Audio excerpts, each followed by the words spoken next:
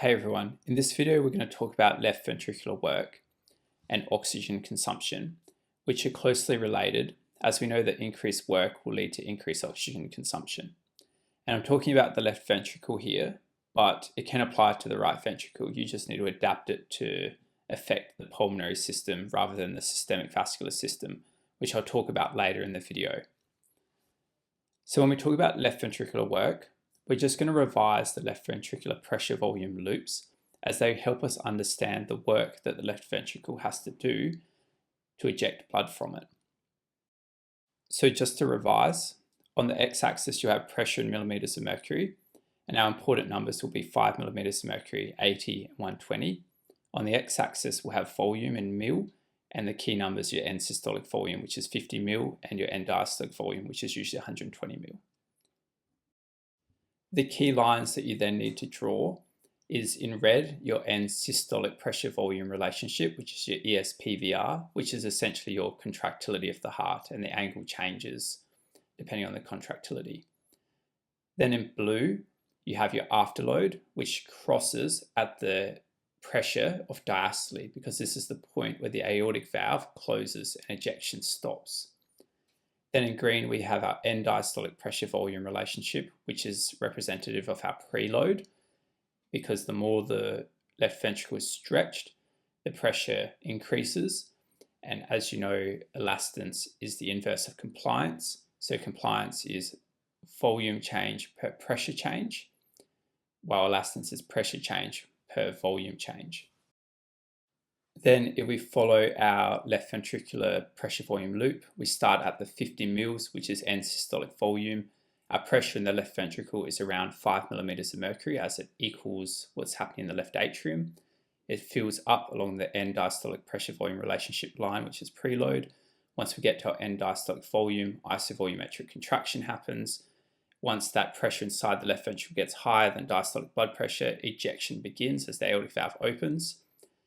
And then it will peak and then curve down, and then follow the contractility line down to where it crosses afterload, because once afterload meets contractility, the aortic valve is then forced to close, because the pressures in the left ventricle are now going to be less than the pressures on the other side within the aorta.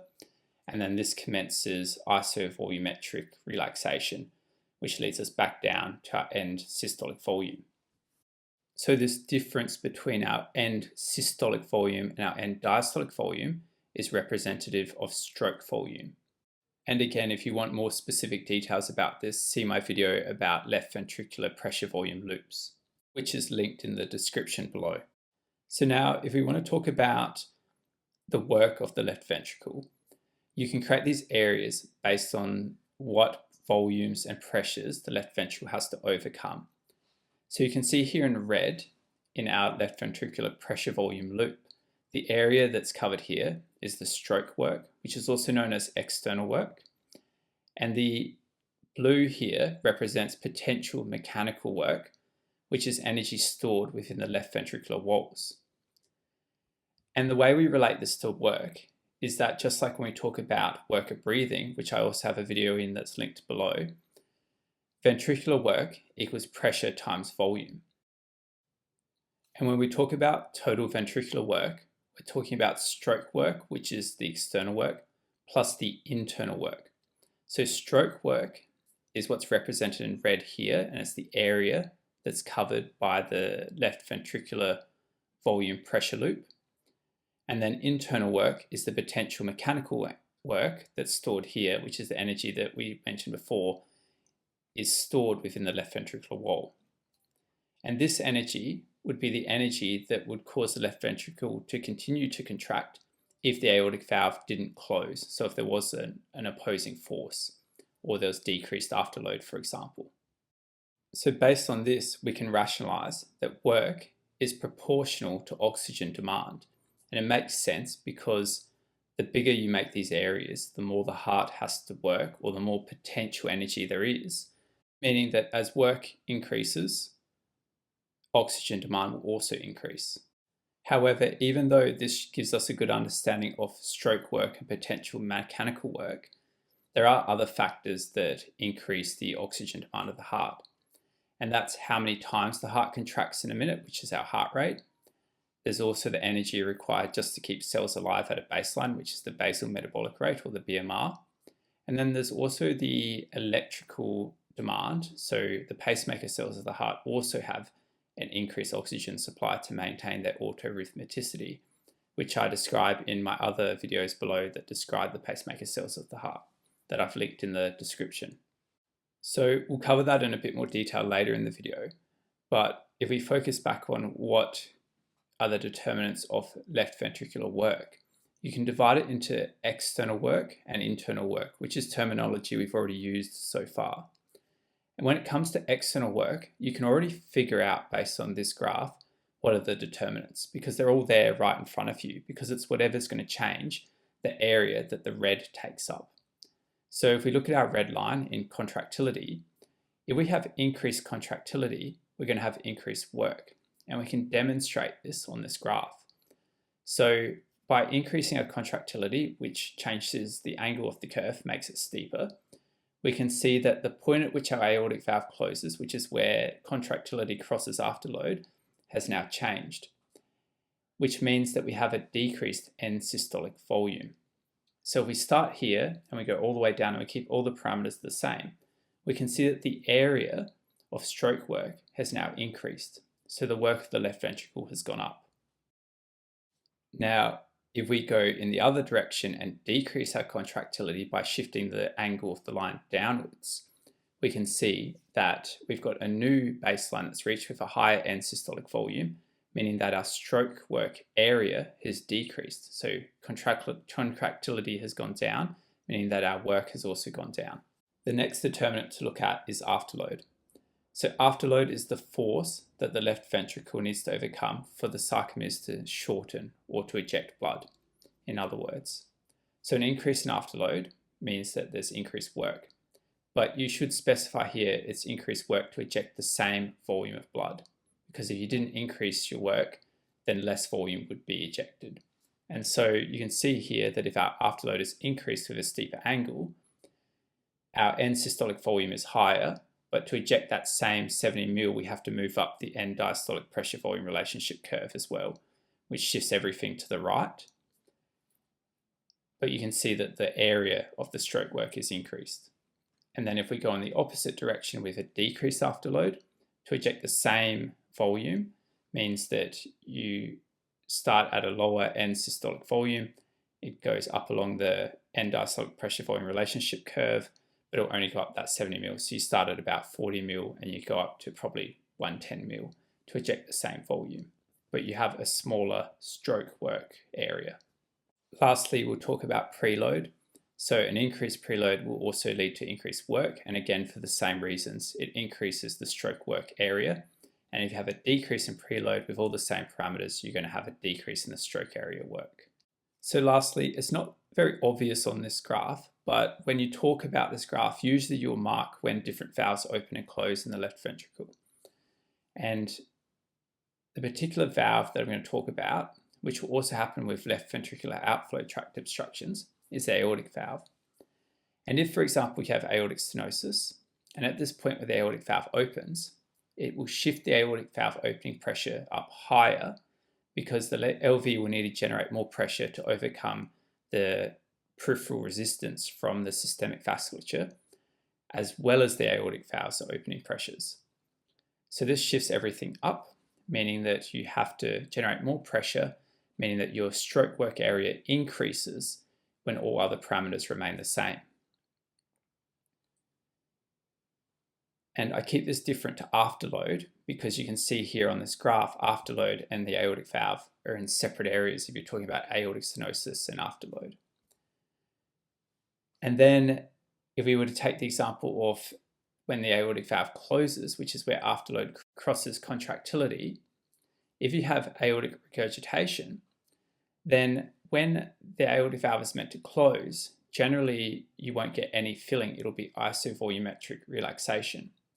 But because the aortic valve is leaky, blood will flow backwards from the systemic vasculature into the left ventricle, which raises your end systolic volume pressures, or your end systolic pressures. as well as the volume, which means you'll get this funny shaped curve as it's filling while it's meant to be in isovolumetric relaxation until it hits our end diastolic pressure volume relationship part of the curve, and then you'll get mitral valve open and blood flow from the mitral valve in, and you'll get a increase in our stroke work because everything will be shifted up the preload curve if we want to also maintain our stroke volume. And then just a brief mention again, left ventricular outflow tract obstructions work similar to aortic stenosis, which increases your afterload as well. But I keep them separate because you can talk about afterload and valves separately on this graph. Finally, we'll talk about internal work. And internal work is a bit more elusive. Essentially, it's the stored potential energy that the ventricle would continue to use to eject blood if the aortic valve didn't close.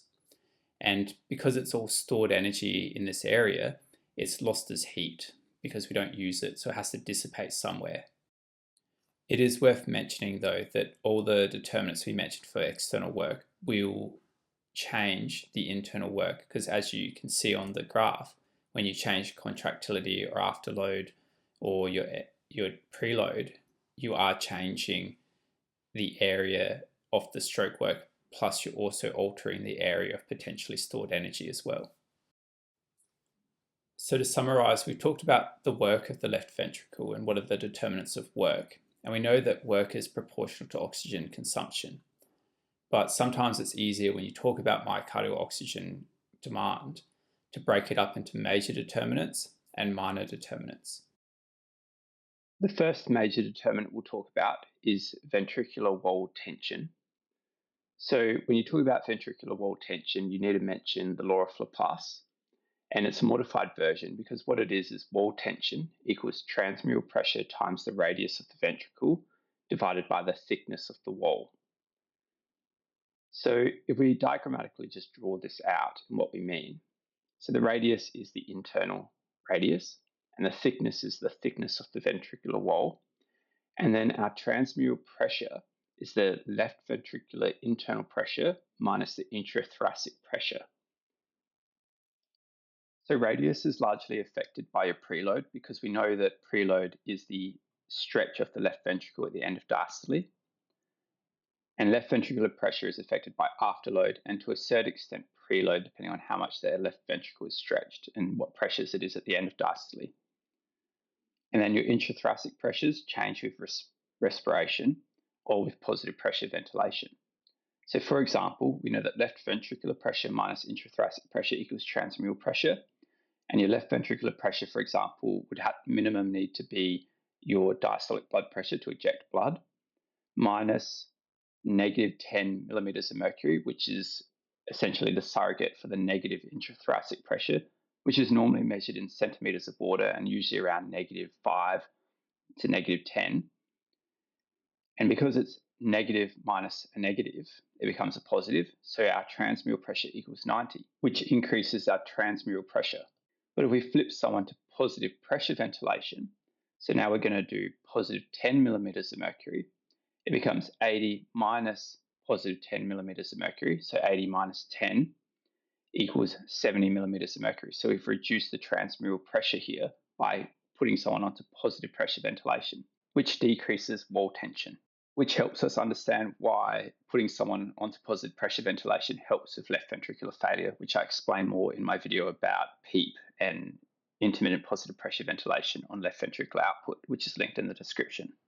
So the next part would be the thickness of the wall of the left ventricle. And this is an interesting one because what it describes is the compensation the heart goes through to increase its efficiency with ejecting blood. So when you have an increase in wall thickness, so concentric hypertrophy, for example, you have decreased wall tension, which overall decreases your oxygen demand, which improves efficiency in, for example, chronic hypertension, where there's a chronic afterload issue with the heart. But it means that because your heart muscle is larger, it overall needs more oxygen just to maintain itself. The second major determinant is heart rate. So an increasing heart rate leads to increased oxygen demand because, as we mentioned earlier in the video, every time you need to contract, you use more energy. So if you're contracting more times per minute, you're going to use more energy or need more oxygen to utilize the energy. The third major determinant is contractility. And this is, as we saw earlier in the video, contractility is tied to increased stroke work area or decrease, depending if you increase or decrease it. So an increase in contractility will increase your stroke work area, which is proportional to increased oxygen demand. Then for our minor determinants, there's basal metabolic rate, which is largely fixed and sits around 25% of oxygen demand at rest.